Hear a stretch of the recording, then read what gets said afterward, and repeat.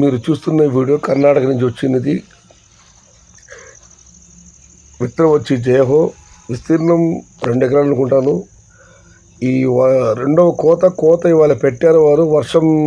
భారీ వర్షం కురిసింది. ఆ రైతు నాకు చెప్పడం జరిగింది.